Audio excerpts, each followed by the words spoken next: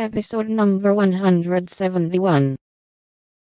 Now I must either bundle it back into my tin kitchen to mold, pay for printing it myself, or chop it up to suit purchasers and get what I can for it.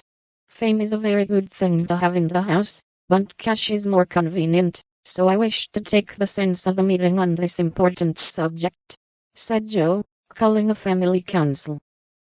Don't spoil your book, my girl, for there is more in it than you know, and the idea is well worked out.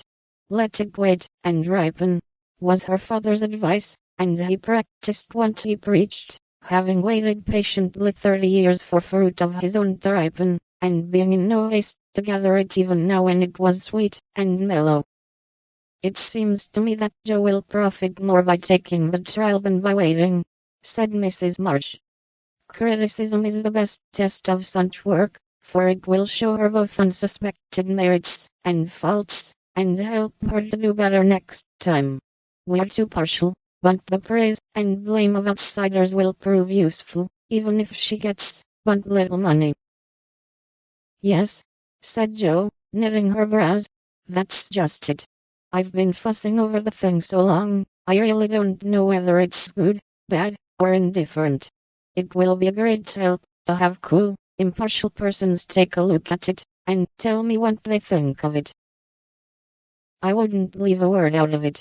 You'll spoil it, if you do, for the interest of the story is more in the minds than in the actions of the people, and it will be all a muddle if you don't explain as you go on, said Meg, who firmly believed that this book was the most remarkable novel ever written.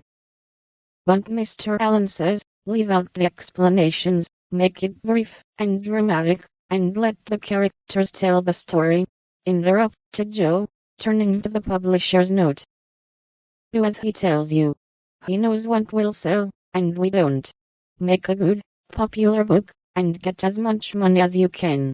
By and by, when you've got a name, you can afford to digress, and have philosophical and metaphysical people in your novels, said Amy, who took a strictly practical view of the subject. Well, said Joe, laughing, if my people are philosophical and metaphysical, it isn't my fault, for I know nothing about such things, except what I hear father say, sometimes. If I've got some of his wise ideas jumbled up with my romance, so much the better for me. Now, Beth, what do you say? I should so like to see it printed soon, was all Beth said, and smiled in saying it.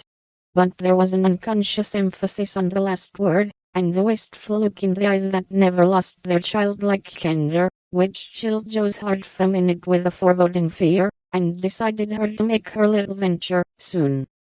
So, with Spartan firmness, the young author laid her firstborn on her table, and chopped it up as ruthlessly as any ogre.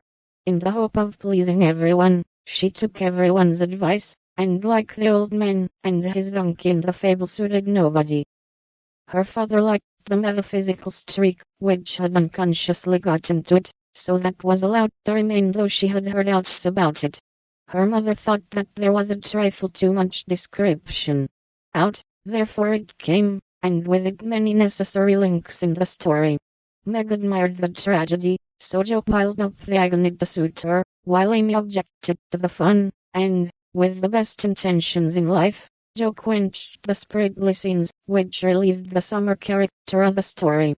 Then, to complicate the ruin, she cut it down 1/3, and confidingly sent the poor little romance, like a picked robin, out into the big, busy world to try its fate.